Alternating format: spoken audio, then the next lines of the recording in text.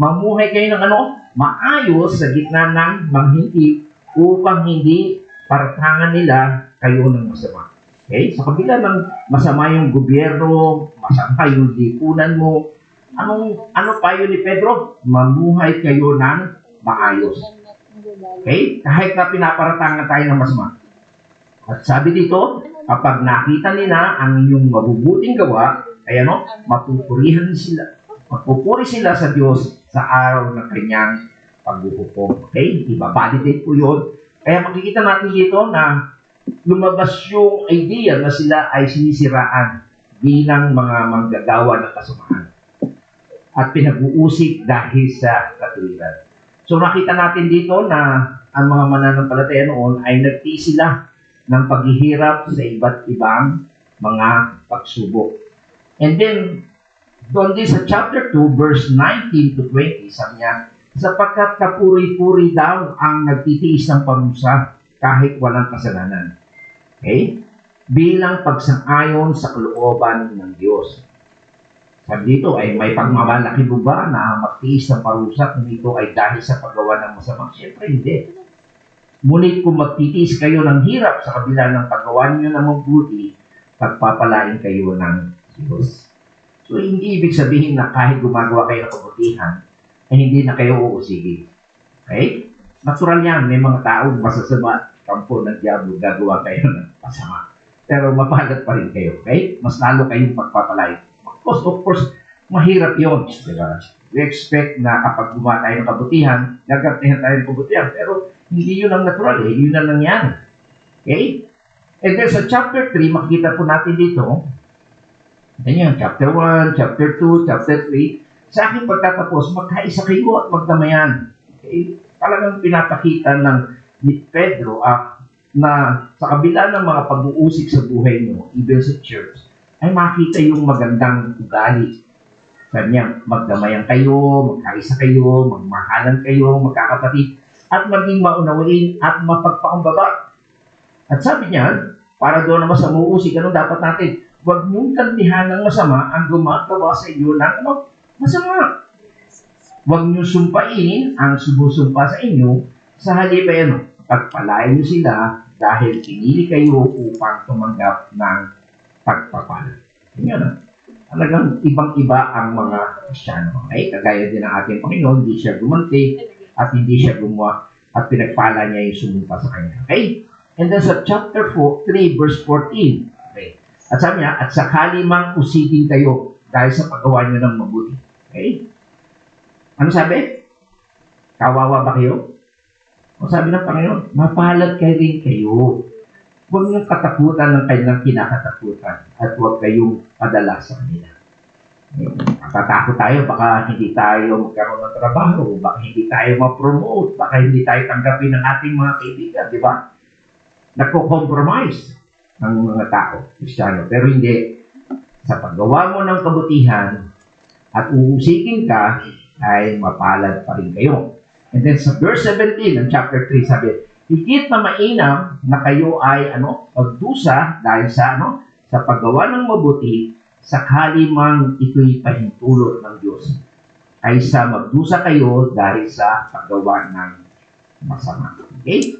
So, binigyan ko ng diin yan yung ipahintulot ng Diyos. Ang bawat pagsubok sa atin, okay, kung meron mang ginagawa si Satanas, yan ay may kapahintulutan ng Diyos. Kung naalala niyo yung istorya ni Job, di ba? Humingi pa siya ng permiso. Mas makapangyarihan ng Diyos kaysa kay Satanas. Okay? So kung meron mang gagawin na masama ang tao, ang Diyos ang may kontrol niya at kung ipahintulot niya, okay, na kayo'y magdusa kahit na kayo gumagawa ng masama. Okay? So yan po sana'y makita po natin. Kaya sabi dito, sa chapter 4 naman, okay, expect natin yan. Kasi nga, galing yan sa Panginoon. Sabi niya sa verse 1, sabi niya, dahil si Kristo'y nagtiis ng hirap sa buhay na ito, okay, kayo man ay dapat maging handang magtiis. Sapagkat ang nagtitiis ng hirap sa buhay na ito ay tumatalikod sa kasalanan. Kaya ang isa sa mga dahilan kung bakit tayo dumadaan sa pagtitiis ay cleansing, purification. Yan ang nakita ko rin sa buhay ko, kaya ka nagkakaroon ng problema rito kasi gusto ng Panginoon na maging malinis ang iyong buhay. Okay? Kasi kung hindi ka magkakaroon ng mga trials sa pagsubok, you will love it. Okay?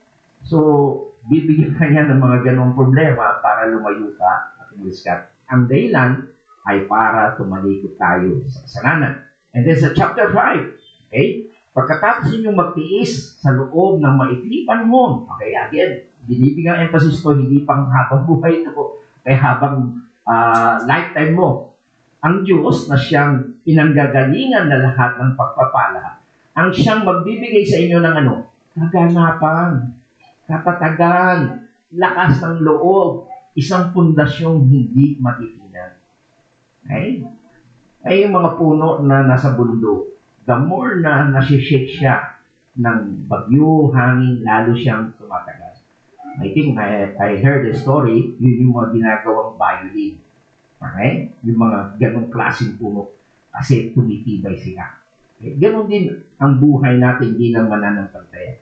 Dumadaan tayo sa iba't ibang mga pagsubok para maging ganap tayo, matatag, malakas ang loob, at ang isang pundasyon na hindi basta-basta mabubuhat. Siya ang tumawag sa inyo, okay? At makibahagi kayo sa kanyang walang hanggang kaluwalhatian kasama ng Panginoon.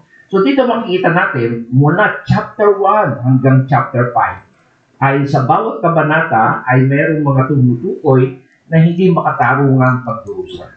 Ang iglesia ay pinag-uusig. Okay? So, balik tayo ngayon sa ating mismong paksang talata sa verse 12. Ano sabi niya? Mga minamahal, huwag na kayong magtaka.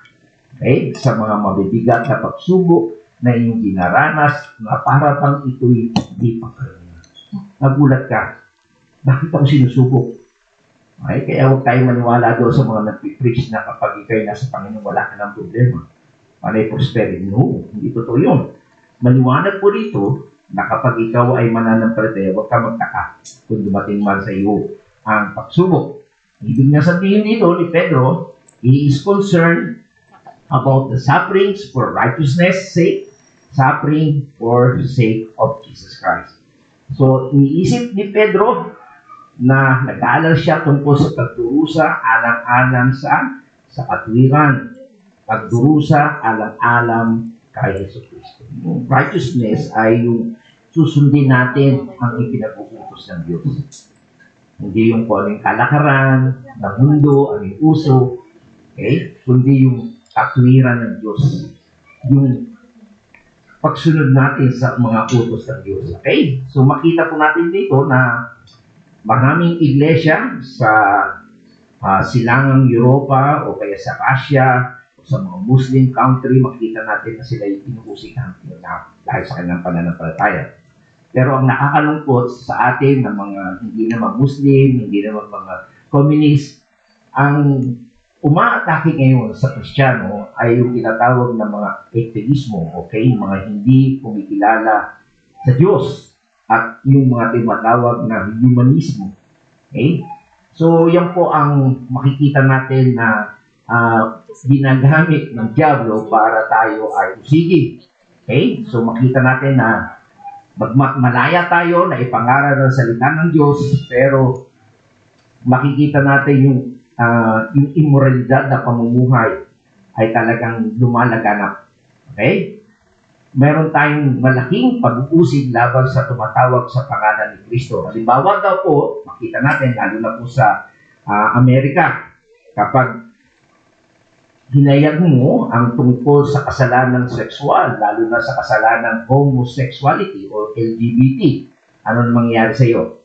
Ikaw ay bibigyan ng pag-usig. Nabasa ko sa news noon na siya isang Kristiyano, nagtitinda siya ng cake at merong LGBT na gustong sa wedding nila ay bumili ng cake. Dinimanda siya. Ganyan. Siya, nananangan siya na ipairan ang katwiran, pero siya pa yung nadimanda. Alam natin, si Manny Pacquiao, kumandidato, tinira niya yung LGBT, pero nagbago siya, na-compromise siya kasi hindi siya iboboto. Kita niya. Gano'n na po ang makikita natin pag-uusig. Okay?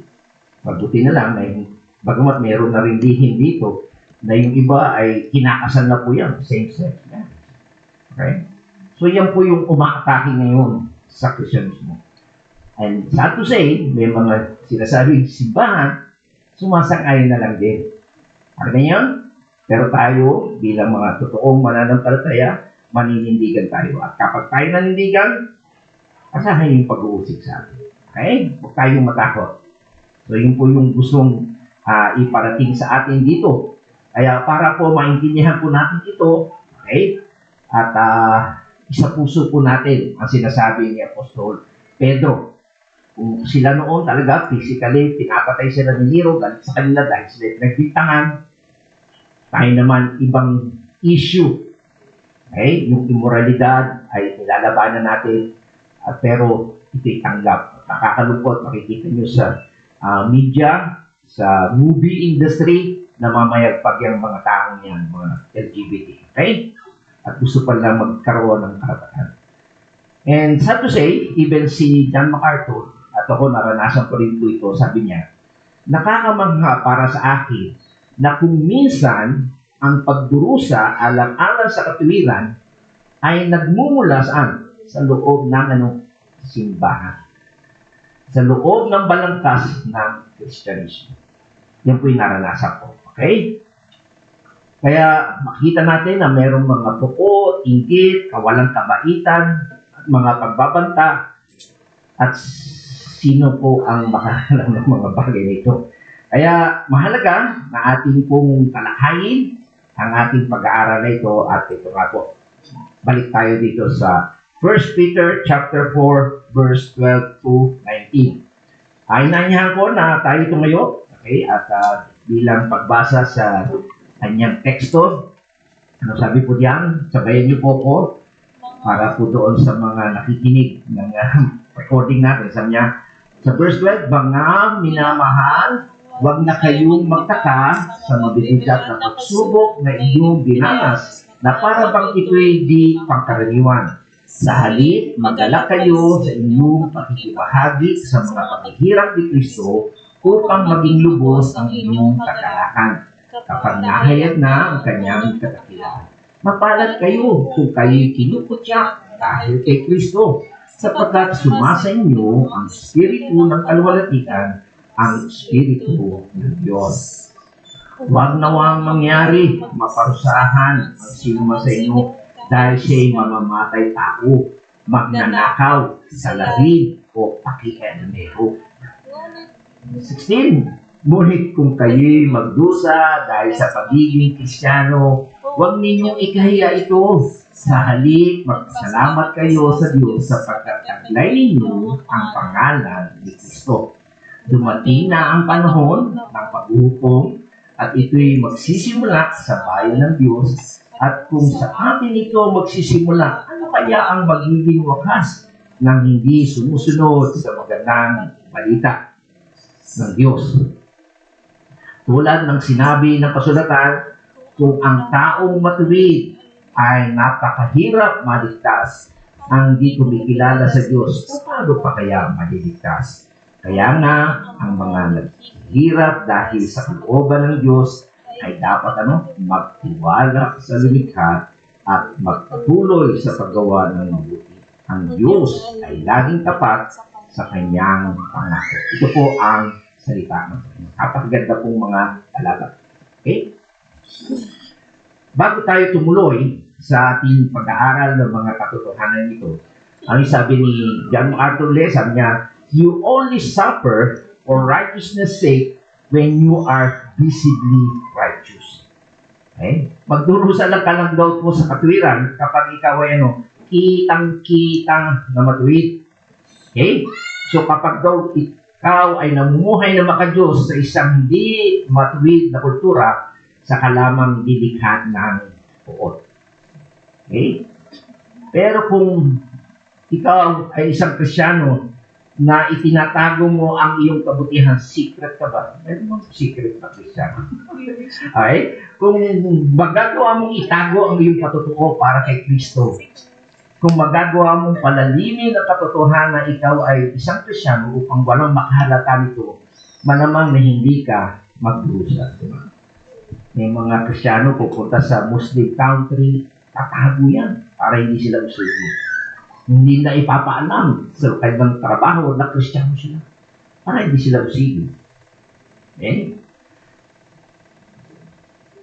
Ayon po sa mga nakausap ko na sa medical doon sa Australia, mahirap maging doktor. Binubuli daw po ito ng mga ibang mga lahi. Okay? Hindi lang siguro yung pagiging doktor at narinig ko rin sa mga nag-aral sa Aztec na pumunta sa ibang bansa. Masisipag sila kasi inaralan sila. Pagdating doon sa sabihin, bata, huwag ka masyadong masipag. Okay? Huwag masyadong ano kami, hinay-hinay ka lang. Binubuli talaga sila. Okay? So, ikaw bilang Kristyanos, ikaw yung trabaho mo, di ba? Hindi pa topics, athletics, di ba? Kaya niyo yun? Kapag ganoon ka, hindi ka nga uusigi. Makikiayon ka sa Allah, hindi ka talaga uusigi. Ngunit, para sa mga namumuhay ng matuwid, sa mga nagpapakita na kailang katapatan kay Kristo, sa mga nagsasalita ng katapangan at nagsasabi ng mga bagay kailangang sabihin kung kailangan ito sabihin, magkakaroon po ng agresibong reaksyon. Tama? Kaya sana ay huwag tayong invisible okay? O secret na Kristiyano.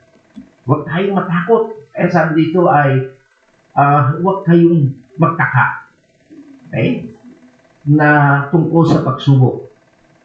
So, pinag-aralan natin yan, nung ako'y bago umalis, ay ano ba yung ating magiging response o tugon sa mga pagdurusa? Okay? O pagsubok sa buhay natin. Una, expect it. Asahan mo ito, hindi ito maiiwasan, ito ay nasa layunin ng Diyos sa buhay ng bawat mananampalataya. Okay? At ayon nga po sa ating pag-aaral, magkakaroon lang po tayo ng review. Sabi niya, expect it. Asahan mo ito, hindi ito maiiwasan. Kapag ikaw ay naging mananampalataya ka, hindi pwedeng sikreto ka. Walang sikreto mo, Kristiyano. Okay? God has brought it to test you. Okay? Dinala niya ito para subukin ka.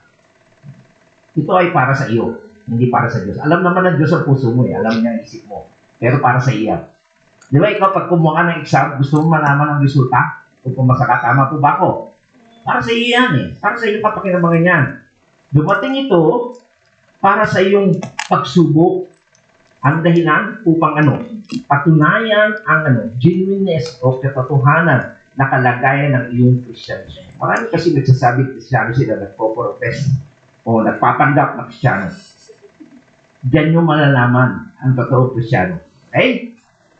Kasi lilinisin sila ang kanyang buhay para sa higit na kabanalan. Isa po yan sa mga dahilan kung bakit tayo sinusubok para linisin ang ating buhay para maging banal tayo. Ito din ay ang pagsubok ng Diyos upang ipakita na ikaw ay totoo o tunay na ginto. Okay? May mga peki nga kasi gold-plated. Tama? Tanso ka pala, ibig na akala mo ginto ka. Diba sinabi natin sa 1 Peter chapter 1 verse 6 to 7, ang ating pananampalataya ay katulad ng ginto. Para malaman niyo kung dalisay o pure yung ginto, dinaraan saan? Sa apoy. Kapag nasunog, peke. So, ganoon din po yan. Sa isang Kristiyano, daraan ka talaga. Parang kasi nang papanggap. Kasi sabi nga, kung ang pananampalataya mo daw ay hindi tunay, pagdating ng pagsubok, at tulad ka lang ng binhi na inasiksaan sa matigas na lupa, di ba? Meron the parable of the seed, di ba? A sower, okay? Na yung binhi, nalaglag sa matigas na lupa, ano nangyari? Sumibol lang konti. Enjoy siya, sama-sama sa iyo, sa fellowship, tatang, kainan, party, okay? Pero, dumating ang pagsubok sa buhay niya, ano nangyari? Sa tanim, nalanta at namatay. So, ganun po yun. Merong magpapakita, mag-enjoy pag sinama mo, pero kapag may problema na sa buhay, nalalanta at namamatay, peki yun. Hindi na niyo po ba? Okay, kaya huwag tayong maniniwala basta-basta, Kristiyano yan, tumasa kamay, lumuhod, umiyak. testingin muna natin. Okay? Kaya makita natin, sabi dito, expect it, okay? At kapag dumaan daw tayo sa fire at apoy, dumating at nawala, naroon pa rin tayo, hindi tayo nasunog. Ano na mangyari? We still are pure, okay? Dalisay, kino, nalinis, at anong purpose? Para sa higit na paggamit sa atin ng Diyos. Okay? So, yun po ang purpose kung bakit tayo sinusubok. Tinetest po tayo para lubos po tayong maging kapaki-pakinabang.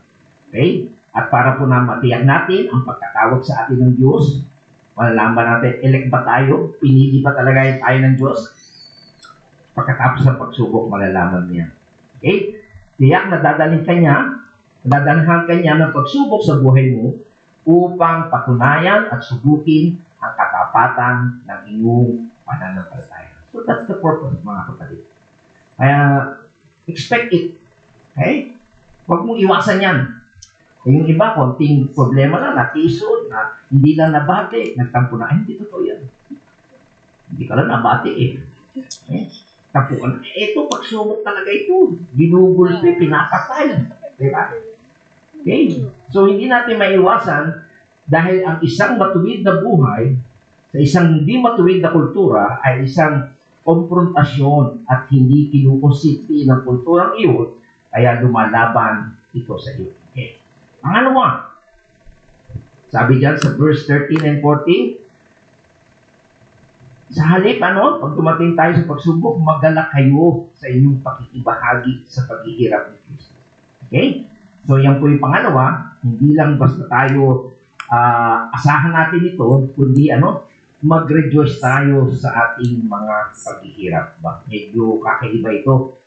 Kaya sasabihin, sabi ng isang yung group leader doon sa Australia, may kapitbahay sila, nagpatulog. Yung may-ari na kailang bahay, sabi niya, parang born again yun. Sirara ulo. Sirara ulo, parang accessory. So, ganyan ang trato ng mga hindi mananampalataya sa kanila. Pero tayo, kahit pinararatangan tayo ng kung ano-ano, ay magpasalamat tayo. Anong dahilan? Sapagkat ang Espiritu ng Diyos ay nasa atin. Eh, nakatunayan eh. Kita nyo, di ba malimit na sinasabi ko sa inyo, kapag nakaharap mo si Satanas, pasalamat ka. Kasi, kaway mo na siya. Nasa panig ka na ng Diyos. Pero kapag hindi mo siya nakakaharapin, dalawang isip ka, baka kaakbay mo siya. So, ganito din dito, kapag ikaw ay inuusi, ibig sabihin, nasa panig ka na ng Diyos. Ang Espiritu ng Diyos ay nasa iyo. Dito, na masasabi natin na magagalak tayo dahil nakikibahagi kayo sa pagdurusa ni Kristo. Bakit? Kung nakabahagi ka sa paghihirap ni Kristo, ibig sabihin, makikibahagi tayo sa kaluwalhatian ni Kristo sa kanyang pagbubunyag. Hindi tayo makikibahagi para bang kulang yung ginawang kamatay ng Panginoon. Hindi natin dadagdagan yung sapat na yun. Ibig sabihin ay naiintindihan natin, na-appreciate natin, alam natin na makabunuhan yung paghihirap ni Kristo kung paano siya namatay para sa ikaliligtas sa kanyang mga hinirang. Nagtitiis din tayo. Kaya napakasarap nyo. Okay? So, dahil habang nagdurusa tayo ngayon, ang Espiritu daw ng Diyos ay nananahan sa atin. Siya ang namamahala upang sariwain, i-refresh tayo, palakasin tayo, and also, patatagin tayo. Kaya maaari kang magalak, pero sa totoo lang, habang nangyayari yun, mahirap. Diba? Totoo yun, parang nanganganak, no? Mahirap habang nanganganak ka, pero pagkakasupang, wala na yung hirap. Ganoon din po yan, habang inuusik tayo, okay, medyo masakit. Tama? Pero, meron namang dulot yan. Tingnan natin. Ang sabi nga ni John MacArthur sa kanyang komentaryo tungkol sa dalawang bagay tungkol sa magkaibang kagalakan. Una, dalawang point nga raw yun. Bakit ka pwedeng maging maggalak o masaya? Kasi sabi niya, ang kagalakan ng pakikibahagi sa diwa ng anuman, ang aking pagdurusa, sabi niya, ang kanyang suffering, yung suffering nyo at sa akin, kukumpira mo sa paghihirap ni Kristo, maliit lang yan, tama po ba? Wala sa kalingkingan. Pero makita natin, yung paghihirap ni Kristo, sino nakinabang? Tayo. Tama? Kung ikukumpara mo yung naranasan sa iyo, sakit ka, nawalan ka trabaho, pinagtawanan ka, inusik ka, maliit lang yan, hindi ka nga namatay. Si Jesus Christ na namatay. Tama? Yung sariling kanya, kanyang bayan, pinatwa siya. Diba?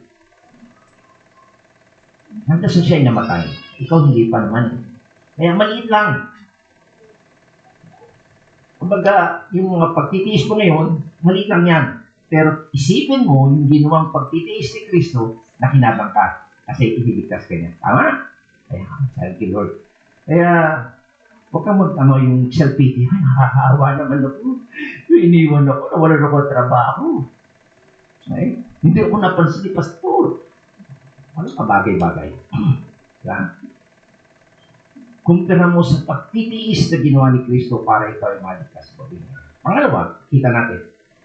Yung elemento na sinasabi niya na tumama sa kanya ng gusto na ay anuman ang pagdurusa sa aking mararanasan sa buhay, kung ano raw yung maranasan natin, ay gagantimpalaan ng higit pa sa walang hanggang kagalakan na magiging aking magpakailanman sa piling ng Panginoon.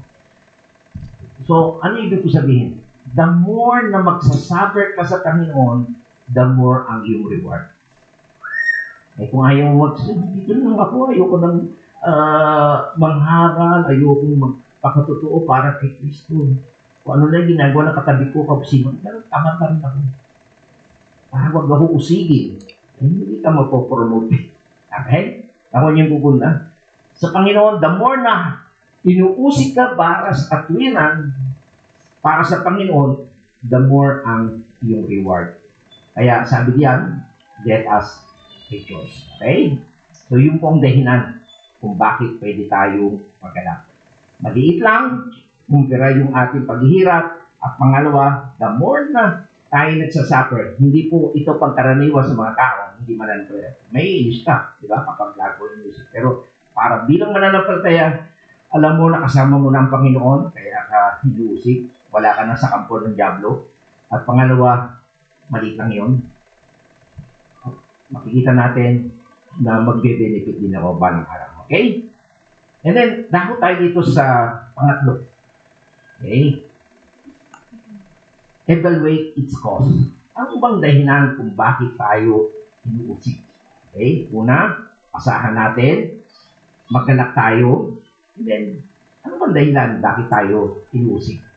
Okay? Tingnan natin sa verse 15. Sabi niya, huwag na huwag mangyari, okay, na maparusahan kayo ang sino man sa inyo dahil sa mamamatay tao, magnanakaw, salarin, o pakialimero. Okay. Sa English ay, by no means let any of you suffer as murderer, or thieves, evildoer, or troublesome meddler. Okay, so makita natin dito, mayroong kapa na binanggit na mga talagang tipikal sa isang hindi mananampalataya. Okay, tama. Ano yun? Murderer. Siyempre, kapag Kristyano, hindi ka mamamatay tao. Pangalawa, hindi ka rin magnanakaw. Pangatlo, yung evildoer, gumagawa ng kasamaan. Pero, ano ba ibig sabihin ng troublesome meddler? Yan po ay ating isa sa mga tala. Okay? So, makita natin yung unang tatlo, okay? Talagang hayagang na hindi dapat mangyari yan sa isang mananampalataya. Pero bakit napasama yung pang-apat? Okay? At tingnan natin na sinasabi dito, kung ikaw ay mamamatay tao, ibig sabihin, kung pumatay ka ng isang tao, ano mangyari sa'yo? Magdurusa ka, tama? Kukulong ka, di ba? So, uusigin ka, ikukulong ka, magre-reklamo ka ba? Hindi. Kaya sabi niya, okay. So, huwag ka magkakaroon. Bakit ako nagsasuffer? Eh, pumatay ka nga eh. Kaya sabi niya, di ba, ano ba nangyari na pumatay kayo? Kasi nga, alam natin, ang mga mananampalataya noon ay pinapatay sila, di ba, ni Nero? Sinusunog sila, di ba? Pinapakain sa Nero. Parang sobrang sama ni Nero noon. Okay? Pero huwag mong gantihan. Di ba, sabi sa Biblia, sabi ni Pedro, gantihan ang masama ang gumagawa sa inyo. Okay? So, huwag naman. Okay? So, kapag ikaw din ay nagnakaw, siyempre, hinuli ka. Tama? Kung ano ba yung uri ng pagnanakaw? Minsan, sabi natin, Pastor, hindi man ako nag-back robbery. Diba? Pero tingnan mo, sa mga opisina, baka may kinukuha ka. Pagnanakaw din yun, tama no? O kaya naman ay nangungutang ka, tapos di mo binabayaran, pagnanakaw din yun, no? Tama po ba? Siyempre, kukulong ka, pero sabi ng iba, totoo ba yun? Kapag ikaw ay nangutang sa bangko, hindi ka kukulong. Sabi lang yun, meron ako narinig. Kapatid ko pa, utang ng utang, hindi ka may kukulong. Okay? Siguro, reimburse yung kukuhanin yung mga bagay-bagay sa'yo. Pero, pangit pa rin. Matagurian ka na, nangungutang ka, kumuha no? Eh, lalo na siguro sa ating bansa, no? Maraming magnanakaw, no? Mga politiko, no? Hindi natin napapatunayan, pero maraming magnanakaw na, hindi na libo-libo, daan-daan, hindi lang milyon. Ano nangyari? Trillion ba? Okay? Nakakaya, mga kapatid. Okay? At pangatlo, sabi dito, huwag yung dahil sa yung manggagawa ka ng kasamaan. Okay? Lahat ng uri ng kasamaan. Okay? So, yan po yung makita natin unang tatlo. Ngayon, sabihin natin, ano nga ba ibig sabihin ng troublesome leader? Sa Tagalog nga ay pakilibero o isang mapanghimasok. Laging nakikialam. Okay? So, ang tanong ay, bakit nga ba naisama yung word o salitang troublesome meddler? Hindi ba iyon ay kasama na doon sa evildoer? Okay? So, makita natin na very challenging to para sa mga lexic grapher. Ito yung mga nagde-define ng mga term. Ano nga ba ibig sabihin ng troublesome meddler? Okay. Una, ano ba nga ibig sabihin? Sabi ng iba, ito ay busy body o nosy bagay o mapang-abala o mausisa. May kilala ka ba? O tingnan mo katabi mo o kapitbahay mo. Mapang-abala inaabala ka ba o sisera? Okay. So, yun po ang iniisip ng iba, no? Always checking into everybody's business but their own. Pinakikialaman, uy, bakit ganyan ang malaman mo? Yung malaman niya, hindi naman tinatabas. Bakit ganyan ang mo, binili mo? Pakilumero. Okay? Okay, kapit-bahay, bakit ganyan? O baka naman kayo yun. Okay? So, sabi huwag yan. Okay? Kaya kung magagalit man ang kapit-bahay mo, baka ikaw ay mapang-abala o mausisa. Palagi mong sinisiyasat ang iba, pero yung sarili mo, hindi mo. Puna ka ng puna sa iba eh. Yung sarili mo, hindi mo pinupuna o inaayos. So, yan po ang ibig sabihin ng ilan yan. And something, ito ay isang uri ng mischief maker or trouble maker, yung gumagawa ka ng mga kalukuhan. Tagalikha ka ng gulo. Ayan, mapakaraming niya, di ba? Yung mga gumagawa ng mga fake news, mga scammer, di ba? Nakakahiya yan. Ha? Kaya kapag nahuli ka niyan, nakakahiya. Okay? And also, ang sabi ng iba, ito ay isang revolusyonaryo, isang tahasang revolusyonaryo na gumugulo lamang sa lipunan. Okay, ito yun naman yung mga sinasabi natin ng mga rebelde sa ating lipunan. Yung mga laging nasa lasanga, ibaksak. Okay, kaya huwag tayong sasama ang mga Kristiyano dyan sa mga diyan. Nakakaya. Pag nakulong kayo hindi, nakikipaglaban lang kami sa karapatan. Sabi ni Pedro, what? Alam natin, yung story natin sa background, di ba? masama ang ginagawa ng Roma, emperador na si Nero. Pero sabi niya, wag kang makilabang, mag-imagsik. Okay? So, napakahalaga po yung talatang ito o yung salitang ito, trouble samed. Okay? Sa Grego, ang ibig sabihin niya, halos episkopos. Okay? Pabasahin na lang. Episkoposis, ibig sabihin niyan ay overseer. Okay? So, ang salitang alotro episkopos at ang episkoposis ay salitang taga-pangasiwa. Kaya kung pagsasamahin po yun, sabi, ang talong salitang yan ay nangagulugan na ito ay tumitingin o ang isang tao nakikialam sa mga bagay na pag-aari ng iba. Parang tama na nga rin yung salitang pakialamero. Pinakikialaman niya yung bagay na hindi naman kanya unless ikaw ay bisor. Okay? Well, masama. Pero hindi mo na pag-aari. Okay? So, isang taong tumitingin at nangihimasok sa mga bagay na pag-aari ng iba. Kaya makita natin na lumabas yung salitang mind your own business. Huwag mo ang pakilaman. Mind your own business. Gawin mo yan, dapat mo gawin. Ang gagawin ko ito. Okay? So, yan po yung makita. At para nakita natin, okay, merong sulat din si Paul, okay, si Peter itong sumusulat sa 1 Peter, di ba? Ito si Paul, meron din sinasabi. Okay, ginamit ito, sabi niya, sa mga taga-Thessalonica, pagsikapan yung mamuhay ng tahimik. Okay?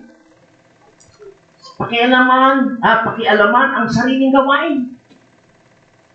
Magtrabaho kayo upang mabuhay tulad ng itinuturo namin sa inyo. Okay? Sabi niya, yan ang tama. Di ba? Hindi yung pakialamero. Sabi, mamuhay ka ng tahimik lang. Huwag ka maingay. Huwag kang pabente. Okay? Well, sabi niya ay, you are not to be troublemaker. Hindi ka dapat maging tagagulo. Hindi ka dapat maging tagagulo ng gulo. Promotor ka pa ng mga gulo. Ikaw tagasulsol. At hindi ka dapat guluhin ng lipunan. Maghimagsik tayo, ibaksa. Kaya huwag tayo sasama sa mga ganong religion. Okay? Ang sabi niya, mamuhay tayo ng tahimik na pamumuhay. Okay? Sabi niya, ikaw ang bahala sa sarili mong gawain at gagawa ka gamit ang iyong sarili mong mga kamay. Just work.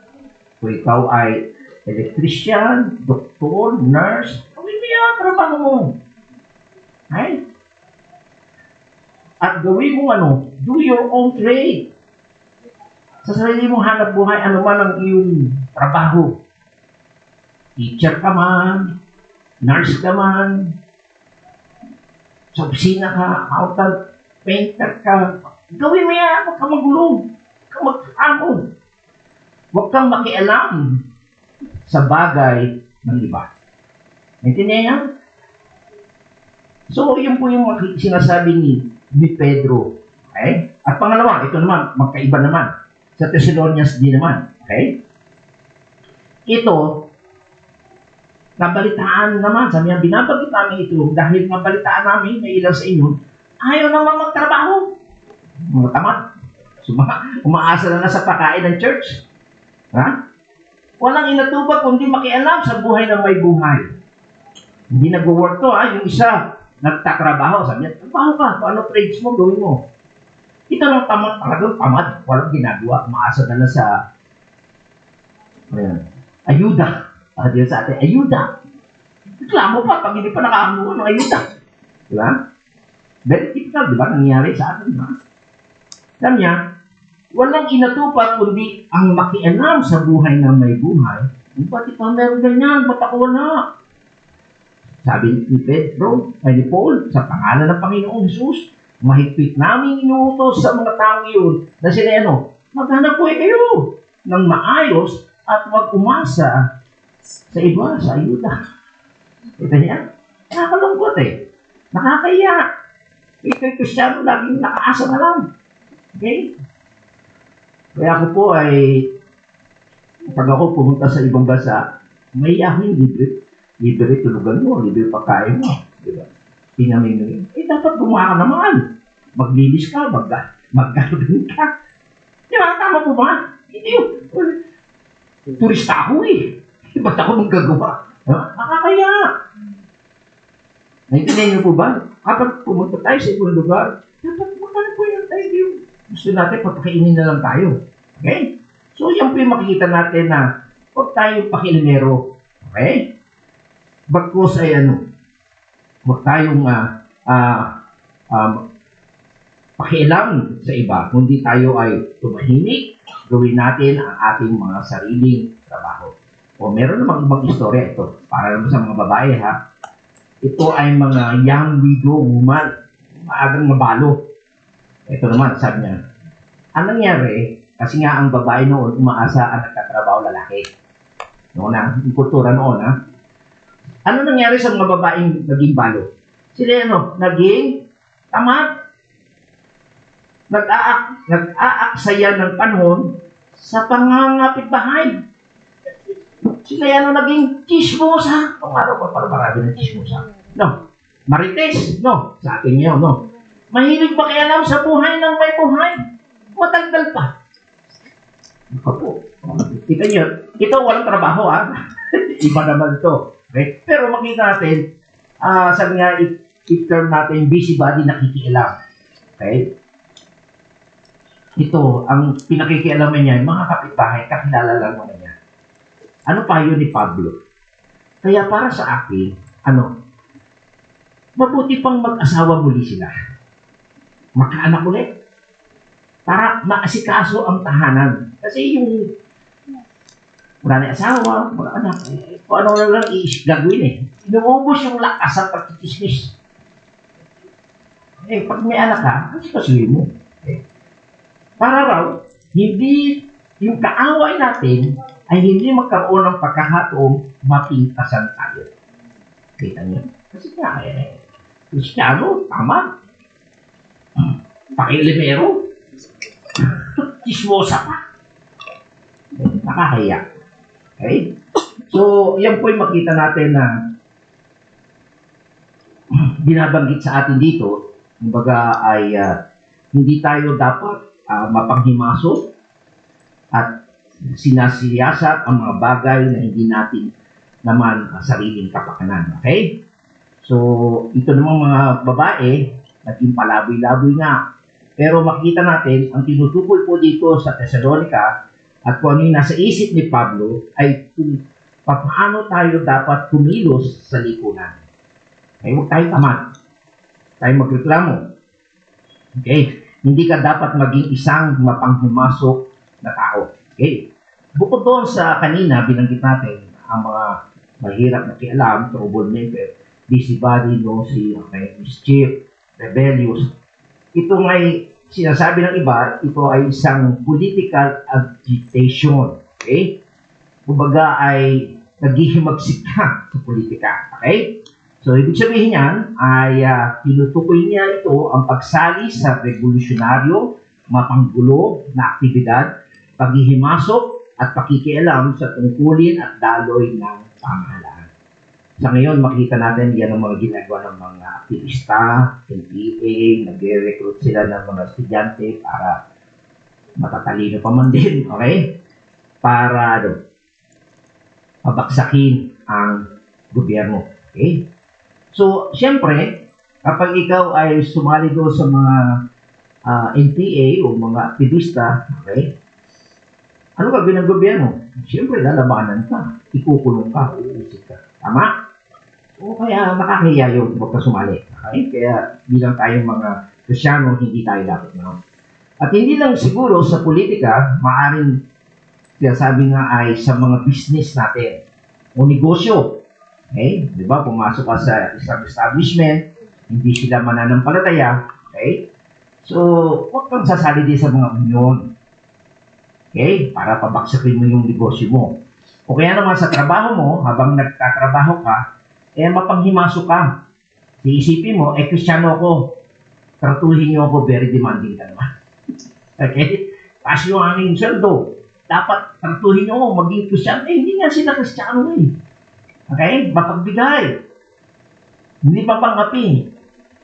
Kapag ikaw ay gumawa ng ganoong hakbang, igigit mo yung sarili mo, usipin ka. Naalala ko yan nung ako'y pumasok sa Del Pilar Academy.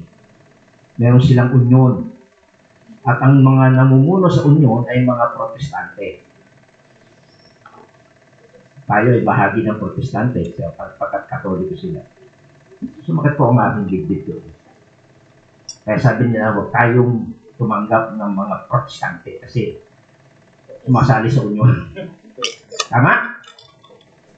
Pero sa biyaya po ng Diyos, ay pinakita natin na hindi dapat ganoon.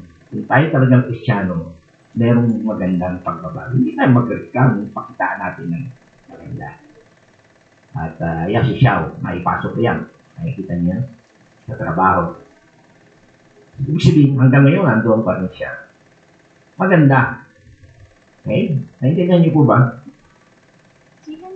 So, ano po yung ating tinutukoy dito sa ating pag-aaral? Okay? Ano yung sinasabi ni Pedro para sa atin na napakahalaga?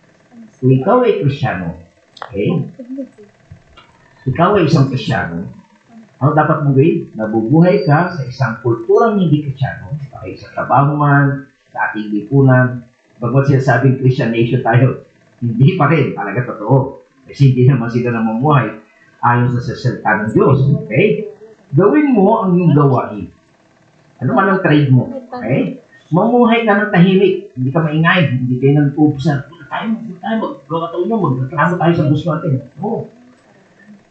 Dakilain si Kristo sa iyong buhay. Sabi, ipakilala mo na ikaw ay Kristiyano. Kung yung itinuturo ni Kristo, yun ang itinuturo mo, ipinapangharan mo ang Ebanghelyo, hindi naman ibig sabihin ito, lagi ka nagpe-preach. Okay? Kung nagpe-preach ka, magpastor ka na lang. Okay? Ibig sabihin, may kaibigan ka, merong oportunidad, hindi mo sinisikreto na hindi ka Kristiyano. Sinishare mo. Okay? Ngunit huwag mong subukang baliktarin ang kultura. Baguhin. Yung kultura ng iyong pamahalaan o business nyo man, lalo na kung hindi Kristiyano ito, huwag mo baguhin. Huwag kang maging revolusyonaryo. Okay? Maghimagsik, humabang protesta. O kaya naman ay huwag kang makialam. Okay? O kung makikialam ka man, at ikaw ay inusig ng gobyerno bilang isang mapanghimasok, nanghihimasok ka, anong mangyari sa iyo? Nakakahiya yun. Tama? Kaya, that is not honorable para sa isang Kristiyano. Hindi ito marangal para sa isang Kristiyano. Okay? Mamanag ba? So, kung tanongin natin ang ating sarili. So, you have to ask yourself, bakit nga ba ako nagsasuffer, nagdurusa? Anong dahilan? Pastor, kung ako naman ay namumuhay na bilang Kristiyano, namumuhay ng may kabanalan at banal na pamumuhay, iniharap kay Jesucristo ang bawat pagkakataong ibinigay sa iyo, ngunit tahimik na gumagawa gamit ang iyong mga kamay, nananatili kang tapat sa iyong gawain. Pagiging isang marangal na mamamayan sa lahat ng paraan, responsableng gawin ang gawain sa loob ng kultura, hindi isang puwersang panggugulo, ikaw ay pinag-uusig, yun ay para sa kapakanan ng katwiran. So, kabila ng iyong paggawa ng kabutihan, katwiran, at inuusig ka pa, sabi doon ay mapalad ka.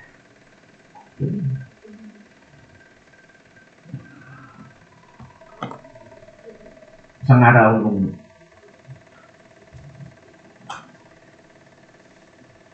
nagdadrive ako, dumaan ako dyan sa Bacoor, sabi ko sa asawa ko, kita mo, yan ang legacy na iniwan natin. Okay, andoon. Alam ni Joseph. Nung araw, ayaw nila na magkaroon ng Christian school. Okay? May placards pa. Sa church, may placards. Kasi, yung nagpa-placards, meron siyang kindergarten doon sa bayan. Pero ngayon sarado na. Pero ngayon sabi ko, tingnan mo, ayaw nila nung araw Pero hanggang ngayon, bukas pa. Nakikinabansin. Tama? Dumaan po ako sa pag-uusig noon. Sa paghahangad ko lang na alam mo ba Thailand? Nung ako po ay pumunta sa Australia noon, meron pong church sila katabi ng hospital. Meron silang malaking parking. Ang gamit lang nila sa church, Saturday and Sunday. Pero yung parking nila, pinagagamit na Monday to Friday. Ibig sabihin na ma-maximize sila, tama? Pero merong mga Filipino church naman, kagaya sina CJ ngayon at mga anong araw, ang Filipino church noon, nagre-renta lang po ng hall. Hindi pa nga every Sunday. Alam nyo, ano na, first Sunday and third Sunday. Kasi meron. Sabihin mo na talaga silang space. Pero yung bakor po noon, nakita ko, ang laki-laki ng space nila. Pero sayang. Mani yan. So, doon po, nagkaroon po ng kaisipan na gamitin natin ito. Maximize natin kasi sabi ng Biblia, binigyan ko kayo katiwalaan kayo. Ano ginawa nyo? Di ba? The parable of the talents. Kasi sa madaling salita, maraming oposisyon. Pero sa kabila noon, sa pananampalataya, nangyari po ang lahat. Nagasaan dyan na po. Pero ang punto po, nakakalungkot. Sa kabila ng paggawa mo ng kabutihan, maganda yung intention mo, may mga uusip pa rin sa iyo. Kinahin po ba yan? Kaya yung nangyayari, o yung sinasabi dito sa bagong di pa nung araw, hanggang ngayon, nangyayari pa rin. Ha? Pero, mapalad pa rin ako. Sa kabila ng bagay na yun, masaya pa rin ako. Kasi alam ko, God is in control. Hindi naman sayang. Hindi naman para sa akin yun. Para sa Panginoon naman yun. Tama? Pero, tandaan po natin. But if you have taken it unto yourself, okay? Kapag daw ikaw mismo ay nagdesisyon na ipilit ang iyong Kristiyanong pag-iisip sa isang kultura, maging ito man ay sa kultura ng korporasyon, okay? Kung saan ka kumikilos. Kung ba iisip mo yung kaisipan mo bilang Kristiyano sa korporasyon, o kaya naman sa tindahan o sa shop na pinagtatrabahuhan mo, o kaya sa estado, o sa buong lipunan o sa gobyerno, kung saan ka nakatira, ay lumalampas ka sa mga hangganan. So what? Doon inisus ko lang yun dahil Christian niya sayang. Tama po ba? That's a biblical principle. Pero sa kabila noon ay may pag-uusip pa rin. Ngayon, nung ako naman ay nagtrabaho doon sa Delpa, hindi Christian yun. Pero pinamuhay ko. Okay? Yung prinsipyo ng pagiging Kristiyano. At makikita natin may magandang resulta. Pero sa kabila noon, nagagawa ka pa rin ng issue sa buhay. Nakakala kumikita ko doon sa call center na tinayo. Nalugi na nga Ako pa pinagbibintangan na kumikita. Wala man ako swerte doon Okay? So, part yun ng buhay. Okay? Kaya, ang tinutukoy dito ni Pedro ay parang makita natin sa chapter 2. Okay? Sa verse 13 to 15, sabi niya, alang-alang sa Panginoon, pasakot kayo sa lahat ng kapangyarihan sa bayan. Sa emperador. Okay? So, pag sinabi emperador, ito yung panahon ni Nero. Kasi sa hindi hari ang hari sa ibang bansa Pag Rome ang mamamahala, emperador tawag. Okay? So, talaga alam natin na ito ay isinulat ng panahon pa ni Nero. Okay? Na siyang pinakamataas na kapangyarihan. Malupit na si Nero no?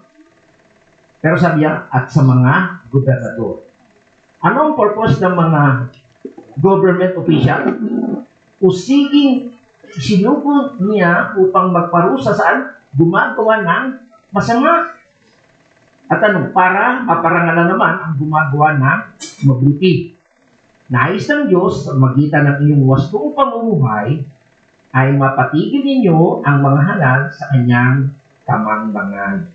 So, the best way para labanan ang kasamaan ay magandang pamumuhay. Daigin mo ng kabutihan ang kasamaan. So, ganyan ang aking prinsipyo. Merong mali, korupsyon, ay daigin mo na mabuti ang masama. Tandaan po natin kapag nasa atin ang pangtalyo.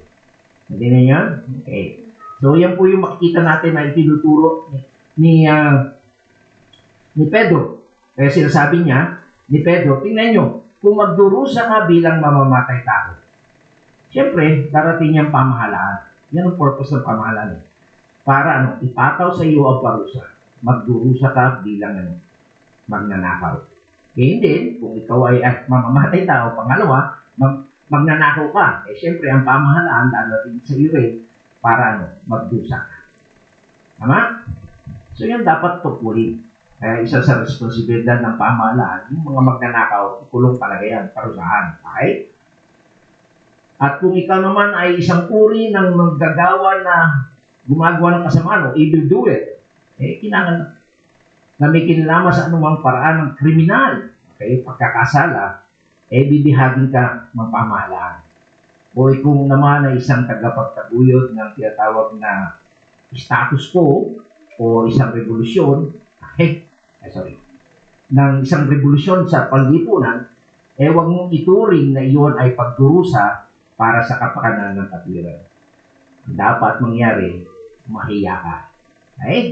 Sa kapag gumagawa ka ng mamamatay tao, magnanakaw, mapaggawa ng kasamaan, at revolusyonary sa panlipunan, kapag ganyan ang ginagawa mo, mahiya ka. Pero, sabi ni Pedro, ngunit, kung kayo naman ay magdusa dahil sa pagiging Kristiyano mo, nahiya ka ba? Hindi. Huwag mong ikahiya ito. Sa halip, magpasalamat kayo sa Diyos sapagkat taglay ninyo ang pangalan ni Kristo. Okay? So, natapos na po sa mga kapatid, you have to do an inventory. Okay? You have to evaluate your suffering. Okay? Alamin mo, ano ba yung nangyayari sa buhay ko? Bakit nga ba ako nagdurusa o naghihirap? Ako ba ay nagdurusa dahil may ginawa ako masama? Mamamatay tao ba ako? Magnanakaw? Gumagawa ng kasamaan o pakilamero? O dahil sinusunod ko si Kristo? So, ang suggestion, ang implikasyon, kung nagdurusa ka dahil sa ikaw ay mamamatay tao, isa kang magnanakaw, o isa kang kriminal, o isa ka pang mapaghimasok na nanggugulo sa lipunan, ano dapat? Ano sinasabi dyan? Mahiya naman kayo. Yan sinabi niya di ba? Ni Presidente, mahiya naman kayo. Okay?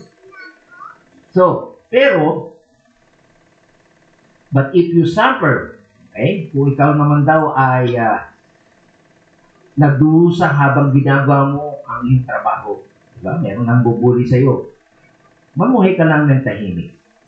Maging payapa ka lang at mapagpayapa. Parangalan mo si Yesu Kristo bilang pinakamahusay na mamamayan na may-ari mong maging at tapat at pinapahayag ang Ebanghelyo ni Kristo. Ikaw ay nagdurusa, wala kang dapat ikahiya. Sa katunayan, ang pangalan ni Kristo ay, ang pangalan ng Diyos ay manluluhati. Okay? Sana ganyan, mga kapatid, pagbitaan ng gumagawa tayo ng kabutihan, ginagawa natin ng pinakamabuti, pinapakita natin tayo Kristiyano, okay? Pero sa kabila noon ay inuusik pa rin tayo pagkainhiya. Okay? Bagkus ay naluluhati natin ng Diyos sa magitan ng mga bagay. Okay? Ito ay napakagandang pahayag. Sabi dito ay, if anyone suffer as a Christian in that name, the name Christian, you will glorify. So, huwag natin ikahiya ang pagiging Christian. Next week ay titingnan natin ano ba yung ibig sabihin ng salitang Christian. Okay? Kailan ito binanggit? Kailan ito sinabi na ito'y pangalan ng mga Kristiyano? Ito ba ay talagang nakakatuwa kapag ikaw ay Kristiyano o isang pang-alipos na ito? Okay?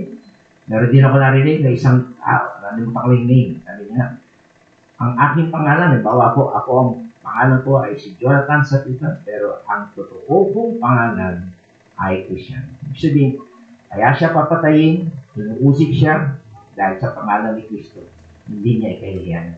Kasi yung iba, dinidinay nila. pagiging Kristiyan. Sana, mga kapatid, huwag natin ikahiya ang pagiging Kristiyan. Okay?